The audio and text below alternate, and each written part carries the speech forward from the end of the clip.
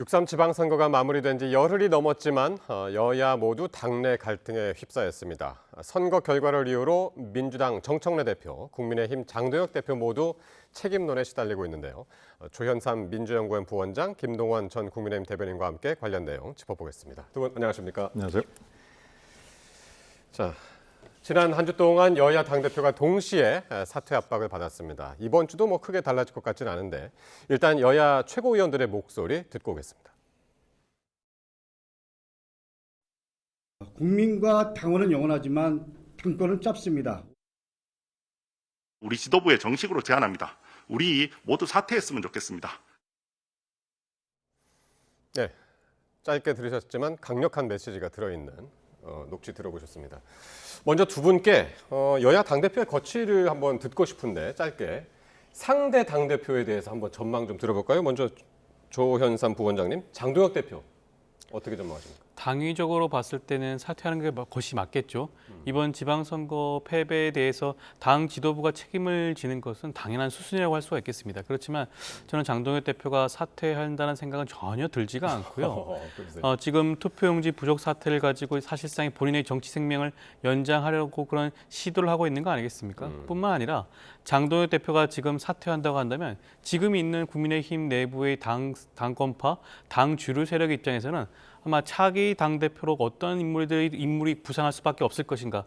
아마 추정컨대 외부에 있는 무소속으로 있는 한동훈 의원이 복당을 하고 당권을 가져갈 가능성이 굉장히 높겠죠. 본인들 입장에서는 굉장히 위협을 느낄 수밖에 없을 겁니다. 그렇기 때문에 장동혁 대표 본인의 의지와 당권파, 당 주류파의 의지까지 합쳐져서 저는 장동혁 대표가 사퇴할 가능성은 거의 없지 않을까 싶습니다. 장동혁 대표 사퇴 가능성 거의 없다.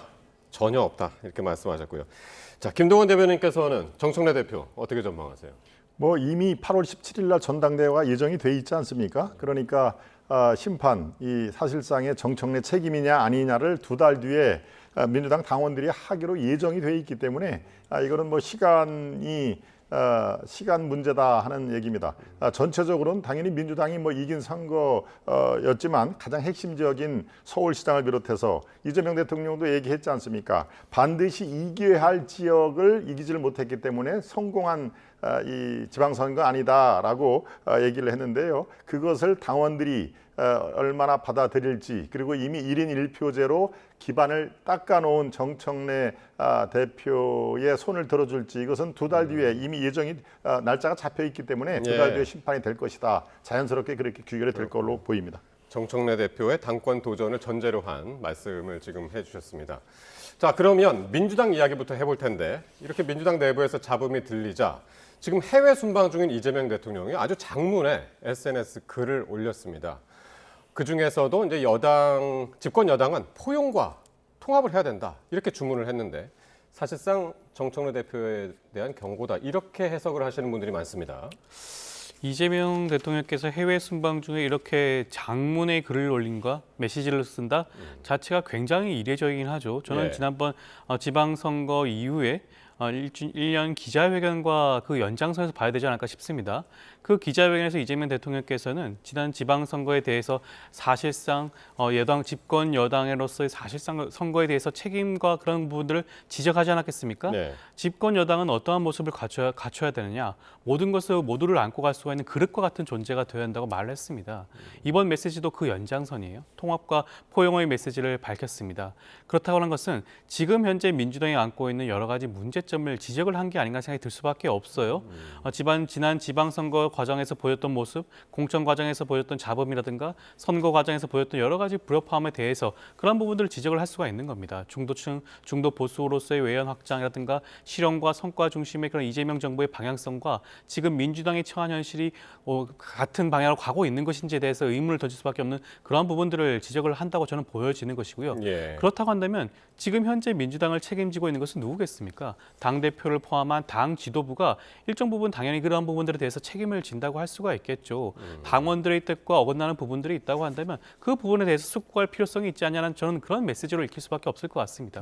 그렇다고 한다면 그 부분에 대해서라도 정청래 당대표를 포함한 당 지도부가 함께 고민을 해야 될 지점이 아닌가 싶습니다. 그 내용 중에 이런 것도 있었습니다. 집권 여당은 창을 든 군대가 아니라 농부의 입장으로서 그릇을 넓혀야 된다. 이제 이런 이야기도 이제 이 대통령이 이제 했었는데, 근데 오늘 조승래 사무총장은 이거는 여당 지도부가 아니라 대통령 스스로 새 각오를 다진 것이다, 이렇게 해석을 했습니다. 그렇습니다. 지금 조승래 사무총장은 정청래가 임명한 오른팔 역할을 하고 있는 이 분이기 때문에 당연히 정청래 대표의 이 호위무사 역할을 지금 하고 있는 것이죠. 그런데 바로 해외 출장까지 나가서 이런 얘기를 한다, 매우 이례적입니다. 지금까지는 이재명 대통령의 해외 출장 중에 사실은 정청래 대표가 발목 건 적이 여러 번 있었죠. 해외 출장 중, 즉 외교 성과를 내야 할 때 정청래 대표가 제가 지금 생각나는 것만 해도 두 가지입니다. 해외 순방 1인 1표제의 강력 드라이브를 걸어서 순방 효과를 떨어뜨린 거고, 하나는 또 주가 5,000피 시대가 열을 때 조국 당과의 합당을 공개 거론을 하면서 그 의미를 퇴색하는 그런 면에서 아마 이재명 대통령이 화가 좀 났을 것입니다. 그래서 이번에는 내가 해외에 나가서 역공을 하겠다라는 심정도 조금 있지 않았을까요? 라고 그렇게 관측을 하면 또 상당히 흥미롭습니다만은 포용과 통합을 해외 나가서까지 주문했다는 얘기는 정청래 당대표는 포용과 통합에 대해서 이 합격점에 한참 미달이 됐다라는 얘기도 들립니다. 그러니까 그릇론, 더 큰 그릇을 담아야 된다라는 것은 민주당의 역할을 강조한 것이지만 당대표로서 그릇이 안 된다라고도 충분히 생각할 수 있는 거기 때문에 2년 뒤 총선에까지 수장을 정청래 대표에게 맡기지 않겠다라는 그런 메시지가 강하게 담긴 것이죠. 그러니까 8월 17일 날 제가 아까 언급을 했습니다마는 정 대표는 당연히 나는 영임에 도전을 하겠다라고 하지만 글쎄요, 연임 가능성은 제가 보기에 점점 시간이 갈수록 줄어든다, 이렇게 분석을 하고 있습니다. 예. 그런데 이제 대통령이 순방길에 올랐을 때 공항의 모습을 드러냈던 건 항상 나오던 정청래 대표가 안 보였고 한 번도 안 나왔던 김민석 총리가 이제 그 자리에 이제 등장을 했단 말이죠. 그래서 대통령 역시 김 총리한테 이제 힘을 실어주는 등의 신호를 주면서 이 논란을 부추긴 것이 아니냐, 이런 지적도 있습니다. 김민석 총리의 경우에는 과거에 이재명 대통령의 환송길은 아니더라도 귀국길에 그렇죠. 참여한 적은 있었죠. 네. 그리고 이번에 환송길에 간 이유는 어떻게 보면 지금 중동 전쟁이 아직까지 마무리되지 않은 상황이고요. 지금 선관위의 부실 선거로 인해서 지금 전국이 굉장히 혼란스러운 상황 아니겠습니까? 본인이 지금 순방길에 오르니 국무총리를 중심으로 해서 이 국내 현안들을 잘 해결하라는 그런 의미일 수도 있는 겁니다. 저는 그 부분에 대해서 규모를 최소화시켜서 진행했다는 것을 살펴보게 되면 지극히 이례적인 부분은 아니다라는 말씀 좀 드리고 싶고요. 네. 물론 이런 일각에서 정치적으로 해석할 부분도 있을 것 같습니다. 김민석 총리의 경우에는 차기 민주당 전당대회 출마가 사실상 예정되어 있는 상황이고요. 지금 정청래 현 대표의 강력한 경쟁자로 분류가 되고 있지 않겠습니까? 그러한 측면에서 그렇게 정치적으로 해석할 수는 있겠지만 저는 이재명 대통령께서 그런 부분까지 구체적으로 의도하고 그런 부분들에 대해서 정리했다고 생각하지는 않습니다. 조승래 사무총장이 기자들을 접촉하는 이제 기회가 많기 때문에 요즘 이제 발언하는 내용들도 이제 많이 주목이 되는데, 여기에 대해서도 지방선거가 한창 진행 중인 상황에서 당권 도전 메시지가 적절했는지, 이게 이제 그 김민석 총리를 겨냥한 말인데, 평가할 필요가 있다, 이렇게 꼬집었습니다. 예.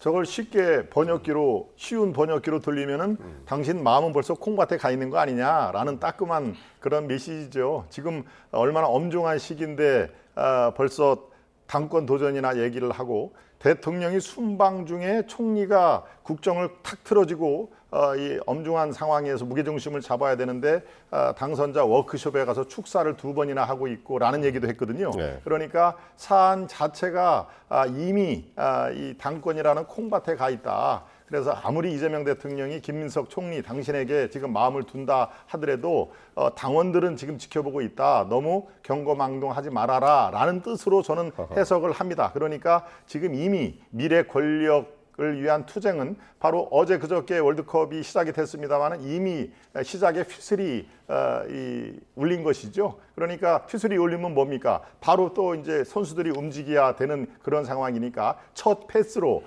호남을 택한 것도 다 이유가 있다, 이런 말씀을 드리겠습니다. 네. 대통령 SNS 메시지 조금 더 자세히 들여다보겠습니다. 집권 여당은 신념의 언어보다 책임의 언어에 집중하고 우리 진영이 아니라 국민 전체를 향하고 또 배제와 독점이 아닌 포용과 개방이 필수다, 이런 이야기를 했는데, 그럼 이런 이야기가 무슨 뜻이냐? 검찰 개혁이나 보안 수사권을 밀어붙이는 지금 민주당 내 강경파에게 속도 조절을 주문한 것이 아니냐 이런 시각도 있습니다. 이재명 대통령의 평소 지론이기도 하죠. 대선 전부터 중도와 보수층의 외연 확장을 강조하지 않았겠습니까? 실제로 보수층 인사들을 영입하기도 했고요. 내각의 구성원으로 임명을 하기도 했습니다. 청와대에서 자리를 내주기도 했죠. 그만큼 중도 보수 외연 확장, 우리 국민 모두를 위한 정치를 하겠다는 이재명 대통령의 뜻은 확고하다고 할 수가 있어요. 그런 측면에서 여러 가지 개혁의 방향성은 지키되 그렇다고 하더라도 여러 가지 모든 중도와 보수층을 함께 아우를 수 있는 속도는 필요한 것이 아니냐. 그런 부분들에 대한 충분한 논의와 그런 부분들이 있어야 되는 거 아니냐라는 그런 입장을 저는 보여준 것이라고 보여집니다. 예. 앞서 말씀하신 것처럼 지금 전당대회가 앞두고 있죠. 민주당 내부에서는요. 그렇지만 지방선거 이후에 있을 전국 단위 선거는 2년 뒤에 있을 총선입니다. 그때까지는 어떻게 보면 이재명 정부 집권 2년차, 3년차 동안 성과를 보여줘야 되는 그러한 시기이기도 하죠. 예. 그렇다고 한다면 지나치게 정쟁에 올인하기보다는 오히려 민생과 경제 회복에 집중하는 것이 더욱더 적절한 거 아니겠습니까? 그러한 측면에서 강성 지지층들에게 기댈 수밖에 없는 여러 가지 이슈에 대해서 다시 한번 저는 환기시킨다고 보여지는 것이고요. 예. 그것 자체가 자칫 잘못하면 이번 전당대회에서 너무나 중요한 아젠다가 될 수 있다는 부분에 대해서 우려도 저는 함께 보여준다고 봅니다. 이번 전당대회는 이재명 정부를 뒷받침할 수 있는 그러한 당대표와 당 지도부를 선출하는 것이 이재명 정부의 성공을 바라는 이재명 대통령뿐만 아니라 민주당 당원들을 함께 모두의 마음을 하나로 모을 수가 있는 그러한 선거이다라는 것도 함께 말씀하시는 게 아닌가 싶습니다. 그렇군요. 조금 전에 이제 지금 유럽 순방에 함께하고 있는 기자도 전해드렸습니다만 조금 전에 이제 9시부터는 참모들하고 화상회의도 이제 진행했다고 하죠. 국내에 있는. 그래서 9박 10일 워낙 이제 여정이 길어서 그런지 국내에 대한 현안에 대해서도 계속해서 이제 집중해서 지금 보고 있는 것이 아닌가 이 대통령 말이죠.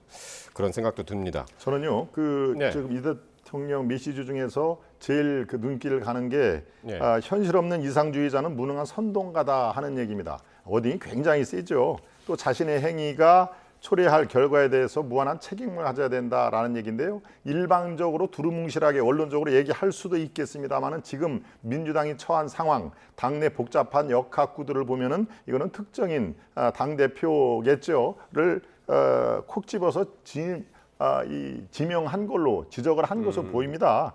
무능한 선동가라는 얘기, 글쎄요, 정말로 이게 최근에 들어본 것 중에서는 제일 섬뜩한 얘기인데 바로 그런 의미에서 이 보안 수사권 이거는 당신들을 보고 탈레반이라고 얘기하는 뜻을 알아야 된다. 원리 원칙에 사로잡혀 가지고 전혀 앞을 못 보기 때문에 이번에도 서울시장 진 거 아니냐라는 뜻으로 생각을 할 수가 있기 때문에 이 당권, 당 대표에 대해서 정청래 입지, 물론 뭐 2달밖에 안 남았습니다만은 당 대표로서 정청래 말고 그 외에 김민석이라든가 송영길이라든가 이런 걸로 이미 이 대통령 마음을 예. 기운 것이 아니냐, 저는 그렇게 생각을 하고 있습니다. 자, 이번에는 국민의힘 이야기 해보겠습니다. 장동혁 대표 역시 이 당내 쇄신파 의원들을 중심으로 사퇴 압박을 받고 있습니다.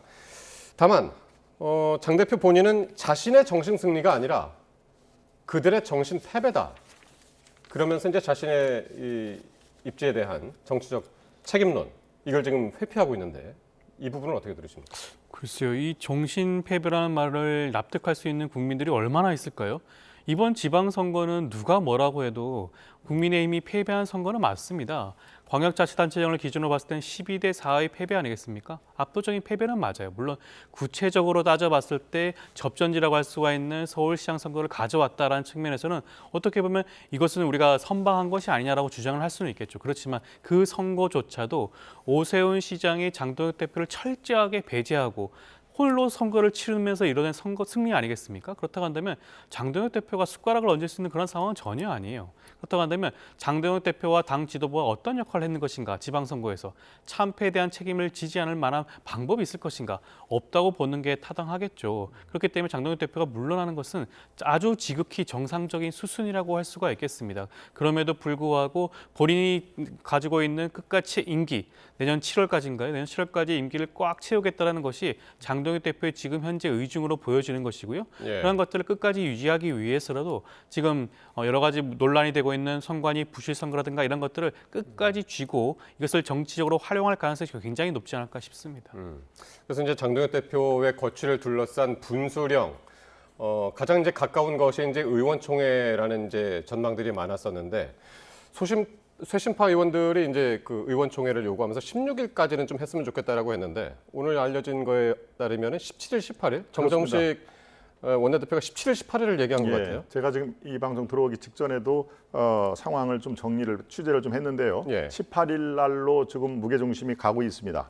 18일 목요일입니다. 목요일 날은 국민의힘의 최고위가 열리는 날이거든요. 매주 월목 오전에 열리기 때고 그리고 또 그때에 본회의가 지금 예정이 돼 있기 때문에 의원들이 가장 많이 국회로 집결할 수 있는 시간대를 택하겠다라고 해서 현재로서는 18일 오전 10시가 될 가능성이 매우 높습니다. 이거는 뭐 미래와 연대뿐만이 아니고 일단 20명 이상의 의원들이 의원총회를 소집을 요구하면 원내대표는 소집을 할 수밖에 없는 상황입니다. 그러니까 이번 주가 월화를 더 선호를 했는데 그 소집을 요구한 측에서는 근데 이제 목요일로 될 가능성이 있다. 여기에는 물론 의제는 국정조사 관련해서 과연 우리가 어떤 식으로 여당과 협의를 할 것인가 이런 것들도 의제될 수 있습니다만 지금 상황 자체는 장동혁 대표의 퇴진 문제가 주로 거론이 되고 이쪽에서 결론이 나지는 않겠습니다만은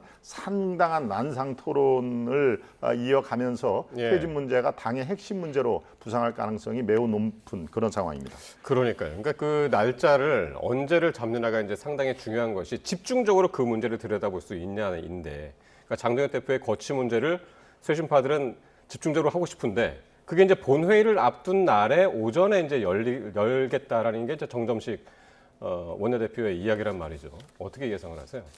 정정식 원내대표는 원래 국민의힘 당 지도부 아니겠습니까?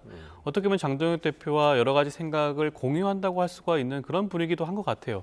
그렇다 보니 장동혁 대표에게 불리한 상황을 구체적으로 만들고 싶어 하는 것은 아니지 않나라는 생각이 듭니다. 그렇기 때문에 지금 일부 의원들의 강력한 요구에도 불구하고 의원총회 시기를 늦추고 말씀하신 대로 본회의와 함께 접전을 굉장히 밀접한 시간대에 관련된 의총을 진행한 것조차도 장동혁 대표를 굉장히 배려한 그런 게 아닌가 생각이 드는 것이고요. 저는 아마 정점식 원내대표 입장에서는 장동혁 대표 체제를 무너뜨리려고 하는 그런 생각은 저는 없지 않을까 싶습니다.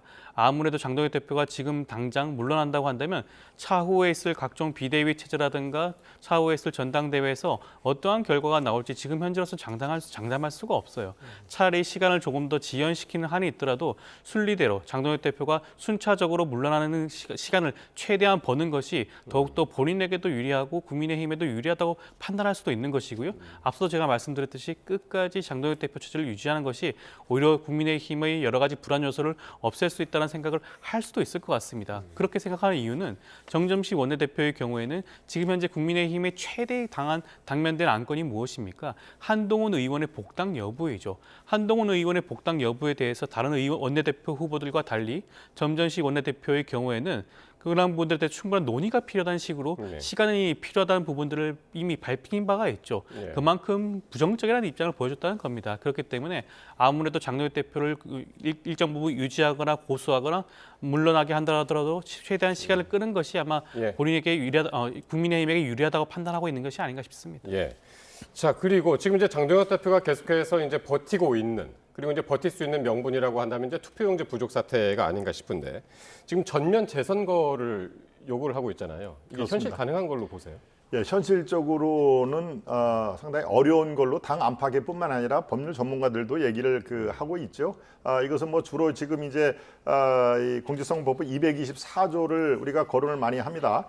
당락에 영향을 미칠 수 있어야 법원에서 재선거를 할 수가 있는 상황인데 지금 서울시 같은 경우는 표 차이가 6만 259표로 확정이 돼 있습니다. 그러니까 지금 송파구라든가 서초구 이런 지금 문제가 돼 있는 이 투표 용지 부족 사태가 있는 91곳 중에서 23곳이 서울인데 이것을 다 네. 정원호 후보가 갖고 간다 하더라도 당락에는 영향을 미치지 않는다라는 법률적인 그 한계가 있습니다. 그러니까 지금 뭐 참정권이란가 이 헌법 13조에도 보면요, 모든 국민은 소급 입법에 의해서 참정권을 박탈되지 않는다라는 또 그 상황이 있기 때문에 헌법이라든가 관련 법률을 개정을 해서 재선거를 관철시키자라고 하는 그 일각의 주장은 현실적으로 상당히 어렵다라고 하는 그런 상황입니다. 물론 예. 전면 재선거 실시는 정치적인 구호로서는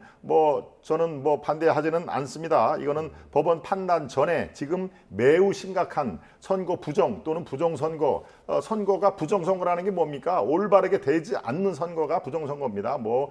뒤에 있는 거대한 세력이 어떤 뭐를 전산을 조작해서라는 것도 일각에서는 주장을 하고 있습니다만은 바로 그런 것들이 있으면은 전면 재선거를 하자라고 하는 것은 정치적인 수사로서는 지금 현재 상황에서 주장할 만합니다만은 현실적으로 법률적으로 그것은 실현 가능성은 매우 희박하다라는 것으로 지금 국민의힘 안팎에서 또 전문가들이 다 분석을 하고 있습니다. 최근에는 이제 그 투표용지 부족 사태뿐만이 아니라 여러 가지 이제 부실한 근거들이 이제 나오고 있는데 그 중에 하나가 후보 득표수가 동일하게 나오는 쌍둥이 득표라든가 뭐 후보의 득표수를 서로 이제 바꿔서 이제 기입한다든가 이런 면들이 이제 많이 나와가지고 장동혁 대표는 부정선거 음모론으로 입틀막하지 마라. 이렇게 이제 주장을 한단 말이죠. 근거들 여러 가지들이 지금 이제 사례들이 많아서 그런 것들은 어떻게 보세요? 부정선거와 부실선거는 전혀 다르다고 하겠죠. 지금까지 나와 있는 각종 증거라고 하는 것들, 사실관계의 경우에는 이 모든 것들은 부실선거라고 할 수가 있는 겁니다. 선관위 스스로가 무능했죠. 그리고 선거관리 시스템이 제대로 갖춰져 있지 않았고요. 선거관리를 제대로 하지 않았던 그런 부분들이라고 하겠습니다. 그런 부분들에 대해서 지적을 하고 선관위를 사실상 해체 수준의 개혁을 하자라는 것에 대해서는 아마 많은 국민들이 공감을 할 것이고요.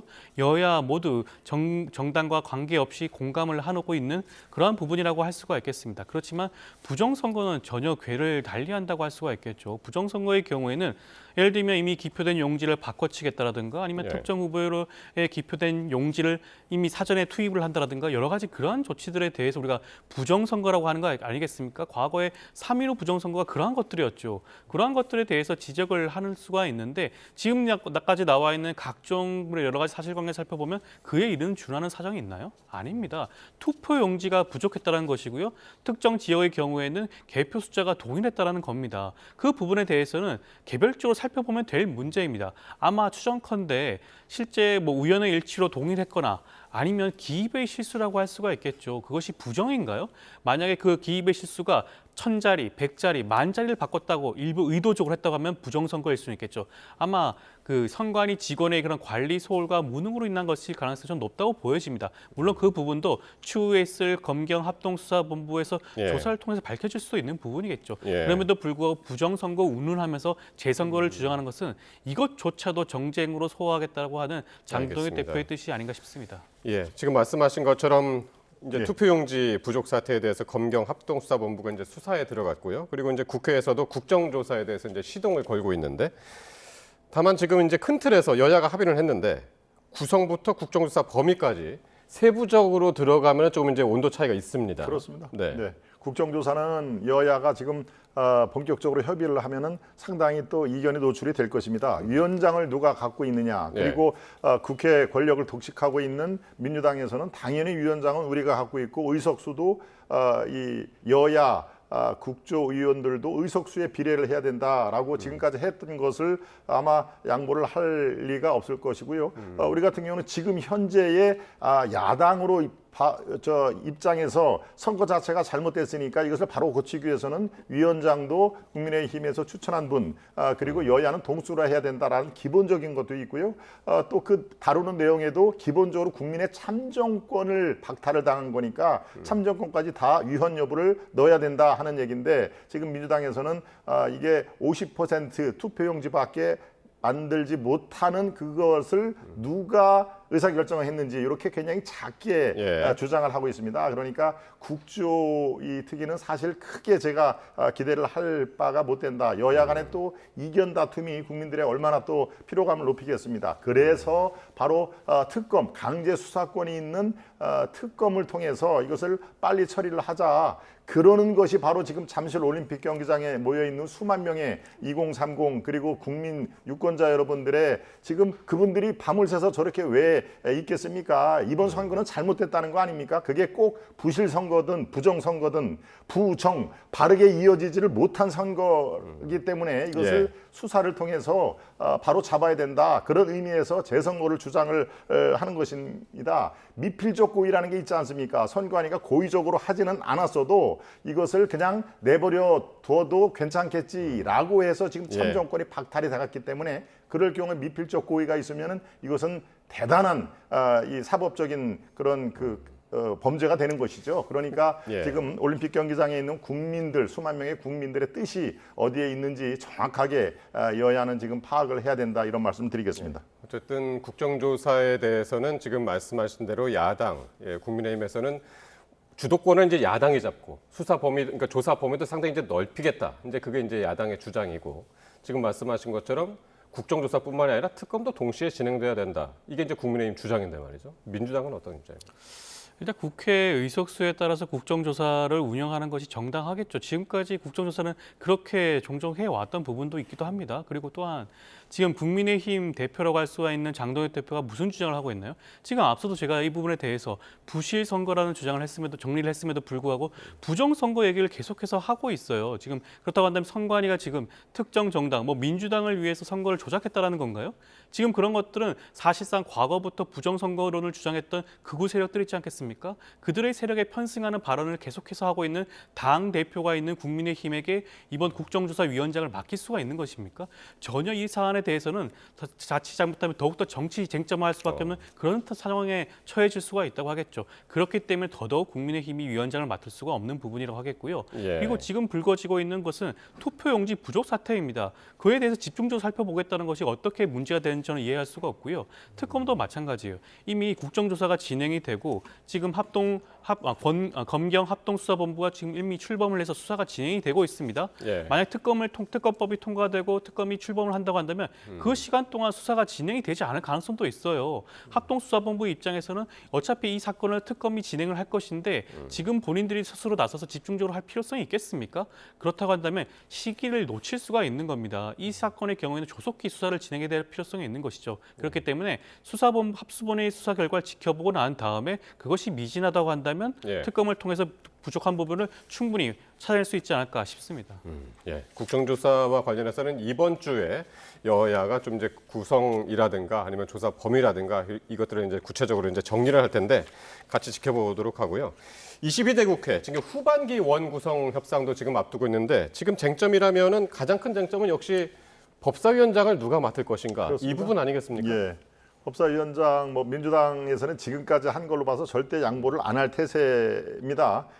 더더군다나 지금 이재명 대통령과 민주당이 이 개혁 입법이라는 그 미명하에 하반기 원내에서는 더 많은 입법을 지금 하겠다는 거 아닙니까? 거기에 병목 딱 그 제일 중요한 몫을 딱 차지하고 있는 게 법사위고 법사위의 방망이를 두드리는 것이 법사위원장이기 때문에 아마 양보를 안 하려고 하겠죠. 그렇지만 지금까지 이 최근에 한국 현대 정치사를 보면은 그 YS, DJ 우리가 흔히 얘기한 그런 그 아주 전통적인 여야 간의 대립이 있을 때도 법사위원장은 야당 몫이었다라는 것은 엄연한 현실입니다. 그러니까 정쟁으로만 삼지 말고 우리가 지금까지 국회 역사를 살펴볼 때 왜 야당의 법사위원장을 DJ 때도 김대중 대통령 때도 그게 실현이 됐는지 그 정신을 살펴보면은 이 국민의힘의 법사위원장을 만약에 이재명 대통령과 민주당이 그렇게 양보를 한다면 더 많은 국민들께 박수를 받을 거 아니겠습니까? 저는 그것을 기대를 합니다만은 글쎄요 실현이 될지 그것은 오직 그 이재명 대통령이 어떻게 생각을 하느냐에 따라서 또 여당 생각을 하냐에 따라 달라 있습니다만 저는 건설적인 그 대안을 좀 제시를 하기를 촉구를 합니다. 그러니까 지금 법사위원장 후반기에는 국민의힘이 가져가야 된다라고 하시면서도 민주당이 절대 안 줄 것이다 이제 이렇게까지 이제 전망을 하셨는데 어떻게 들으셨습니까? 법사위는 현재로서는 집권 여당이 가져가는 것이 적절해 보이긴 하죠. 과거에 법사위원장이 야당이 차지했다. 그때만 해도 여당과 야당 간의 대화와 타협이 통하는 시대였습니다. 지금은 전혀 그러하지 못했어요. 윤석열 정부 때도 그러한 모습을 보였고요.